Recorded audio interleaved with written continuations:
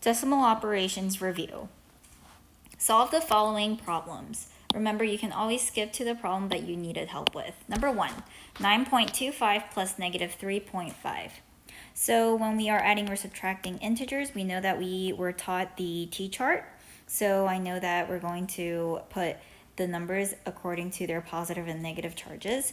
I know that 9.25 is a positive number because it has that invisible positive sign in front of it. So that 9.25 goes on the left side. I know that the plus negative 3.5, because it's not a double negative, I know that in parentheses that negative 3.5 is just by itself, so it's negative 3.5 would go on the other side. Now we have two different numbers on each side of the charge on our t-chart. So we know that in this case, we would have to subtract these two numbers.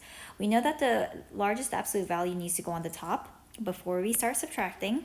So I know that 9.25 is greater than absolute value of negative 3.5. So 9.25 is on the top, and then the 3.5 is on the bottom. But now remember that when you are adding and subtracting decimals, you have to align the decimal point. So just make sure that it is aligning so that you can add or subtract them together correctly. And then you can add a 0. Now you just need to subtract them straight down. 5 minus 0 is 5. 2 minus 5 you would have to borrow. So 12 minus 5 is 7.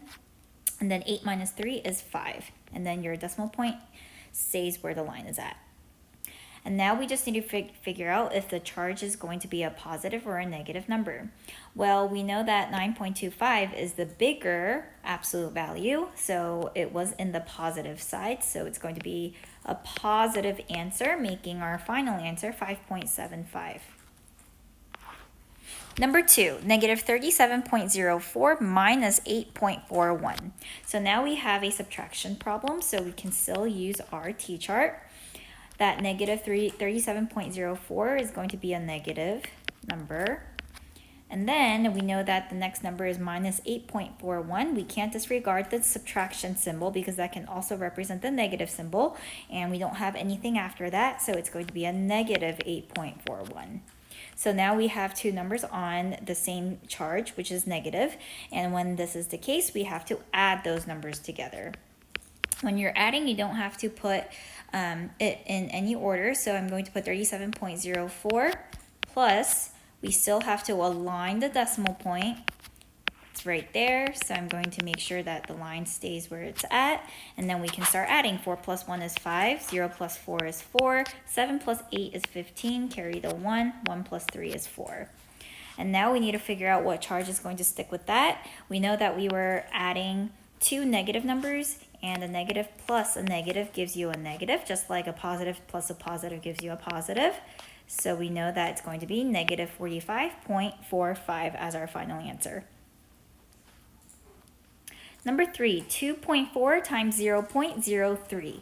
So when we are multiplying, the rule is that you do not have to align the decimals. So we know that we're just going to write it all the way to the right. 2.4 times 0.03. Some students like to take out the zeros, which is totally fine and makes it easier. Before the decimal point only, not the one after it. And then we can multiply it together. 4 times 3 is 12, carry the 1. 3 times 2 is 6 plus 1 is 7. And then add the zeros. And then if you just add it together, it just gives you that right there. And then we need to put our decimal rule. That's 1, 2. And then that gives you 3. 1, 2, 3. And then we end up with 0.072. It was a positive times a positive, so our charge does not change. It's just a positive 0.072. Number 4, we have 83.04 divided by 6.2. So we know that this is the divisor, so that goes on the outside of our division hat. And then our dividend is going to be our 83.04. Our rule is that we would have to take away the decimal point for our divisor so that we can make it a whole number. So it becomes 62, but we have to move the same number of decimal points that we moved for the divisor to the dividend, which is just 1, so it becomes 830.4. So now this problem becomes 830.4 divided by 62. And now we can divide. 62 does not go into 8. It goes into 83, I believe, one time. If you subtract the 62 from 83, you get 21. Carry down the 0. And then 62 goes into 210. Going to guess and check 3 times. And then I'm going to see if this works out nicely. This gives you 186. Let's subtract it. And then you get 24. So when you get 24, we know that it is correct because it's a number smaller than 62. And then finally, our last number we carry down is going to be our 4. 62 goes into 244, I believe 4 times maybe, and then we can guess and check again on the side and multiply that, and that gives you 248. So that one is larger than the 244, so that does not work. So we keep it the 3 times and put the 3 instead of the 4 on top of the 4, and then we know that was 186. So let's subtract it.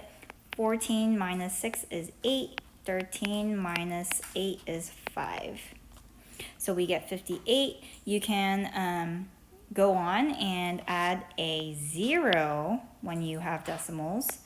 And now 62 goes into 580. You can guess and check again. I'm going to say about 9 times. And then I'm going to guess and check on the side right here.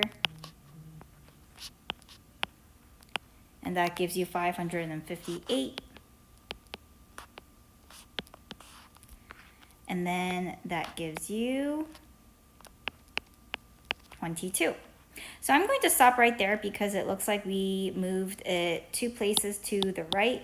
I know that if I align the decimal point, it comes right here. So our answer, it looks like, is going to be 13.39. You can keep on going, but it's okay if you wanted to just round to the hundredths place. Number 5, Alan is connecting 2 garden hoses to make one longer hose. The green hose is 6.25 feet long, and the orange hose is 5.755 feet long. Find the actual total length of all 3 hoses when connected. All right, so we know that the green hose is going to be 6.25 feet long. The orange hose is going to be 5.7 feet long. And we're looking for the total length of all 3 hoses when connected. So there is a typo. It looks like we need 2 hoses when connected. So now we know that we just have to find the total. So when you're finding the total, that usually means you are adding them together, and we know that the first one gave you 6.25 feet long and the orange one gave you 5.755 feet long. So we can add them. Just make sure that you are applying the decimal rules when adding. You have to align the decimal point, so you can write your little dotted line and then you can keep your decimal point there. And then adding straight down, 0 plus 5 is 5, 5 plus 5 is 10, carry the 1. 1 plus 2 is 3, plus 7 is 10, carry the 1. 1 plus 6 is 7, plus 5 is 12. So now we're going to put it in unit form, so 12.005 feet. And you can put feet long, it doesn't matter. Number 6, it is a 4.23 miles from Jamestown to Huntley and 16.876 miles from Huntley to Grover. How many miles is it from Jamestown to Grover? So we know that it's 4.23 miles from Jamestown to Huntley, and then 16.876 miles from Huntley to Grover. If you drew a picture, if you are someone like me who likes visuals or visual representations for word problems, we can say from Jamestown to Huntley was 4.23 miles, and then from Huntley to Grover, it was 16.876 miles. Okay, so this gives you a nice little demonstration of what they are talking about. And then now they're looking for how long is it from Jamestown to Grover. So we are looking for Jamestown to Grover. So that talks about just combining those miles together. And when you are combining them, that means you just need to add them. So let's start adding them. 4.23 was the first distance. And then 16.876 was the second distance. So we just need to make sure that we are, again, aligning the decimal point. And then you can add a 0 to help yourself. So 0 plus 6 is 6, 3 plus 7 is 10, carry the 1. 1 plus 2 is 3, plus 8 is 11, carry the 1. 1 plus 4 is 5, 5 plus 6 is 11, carry the 1. And then it should be 2 at the last number. So 21.106 is our answer, but if we were to put the units, it would be miles. All right, number 7, Colin is filling up 4.5 ounce bottles with lavender bubble bath that he made for gifts. He was able to fill 7.5 bottles. How many ounces of bubble bath did he make? So he was filling up 4.5 ounces bottles with lavender bubble bath, and then he was able to fill 7.5 bottles of it. How many ounces of bubble bath did he make? So if we're looking for the total number of ounces of bubble bath that he made, and he knows that each bottle consists 4.5 ounces and he made 7.5 bottles, we know that this tells us we would have to multiply them. So our expression should be 4.5 times 7.5. So if we actually solve this, remember that when you're multiplying decimals, you do not have to align the decimal. 5 times 5 is 25. 4 times 5 is 20, plus 2 is 22. Add the 0. 7 times 5 is 35. Carry the 3. 7 times 4 is 28, plus 3 is 31. And then you can just add it straight down. And then we know it's once and once, making it 2. 1, 2. So we know that our answer is going to be 33.75 ounces. Number 8, Anna bought a van that holds 20.75 gallons of gas and gets an average of 15.5 miles per gallon. How many miles can she expect to drive on a full tank of gas? So we know that the van holds a total of 20.75 gallons, but it also has an average of 15.5 gallons or miles per gallon. So if you know that the van can hold 20.75 gallons and every gallon it can go 15.5 miles, we know we should figure out how many total miles she can drive with a full tank by multiplying those two numbers. So it should be 20.75 times 15.5. So again, I'm not aligning the decimal points since we are multiplying, and then we can just multiply like regularly. And then should give us the answer at the 0. 5 times 5 is 25. 5 times 7 is 35, plus 2 is 37. 3, 10, 2 zeros.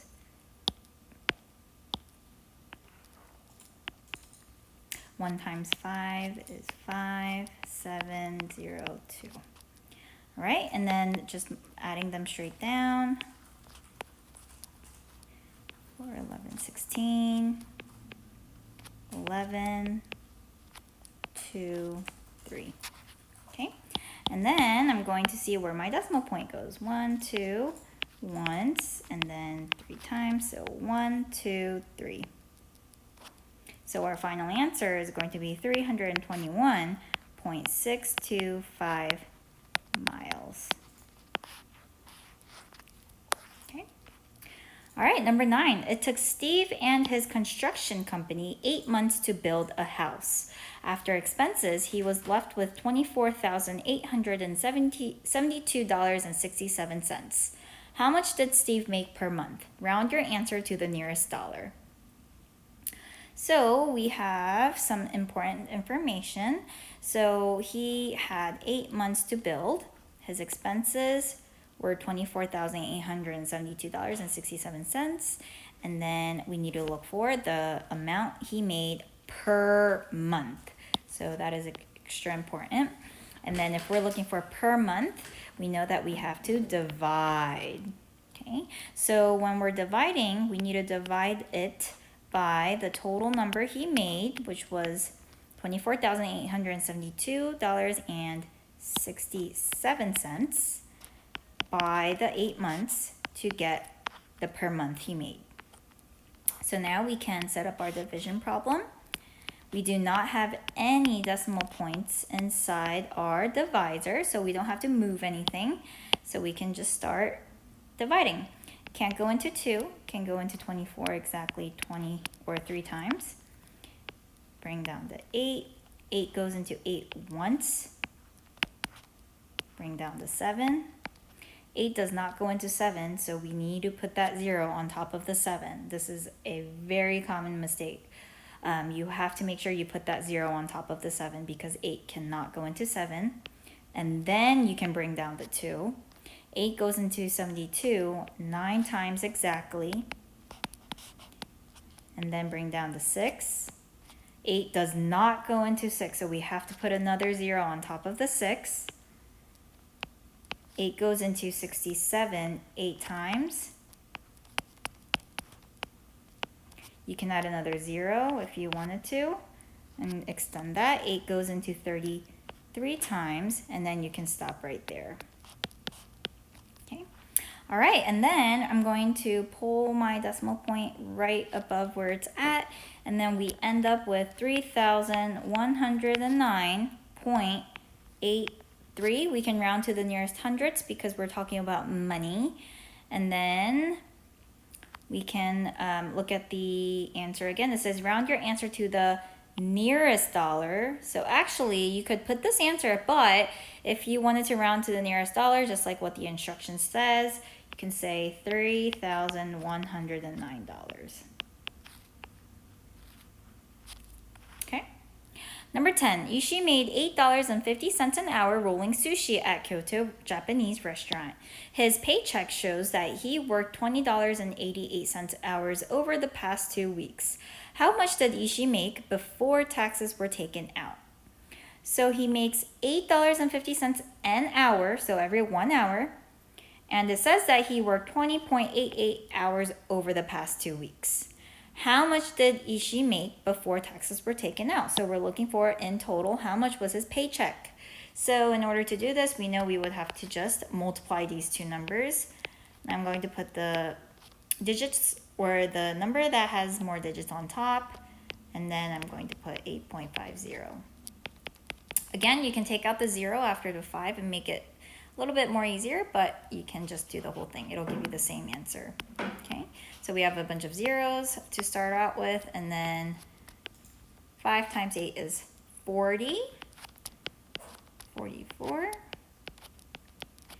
and then our last row, 8 times 5 again, that's 40, 68. Okay, and now we can just add it straight down.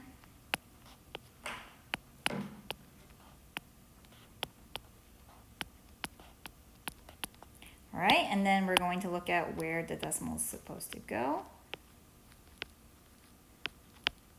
4 times, 1, 2, 3, 4. All right, so if we put this in money form, it'll be $177.24, and that would be the final answer.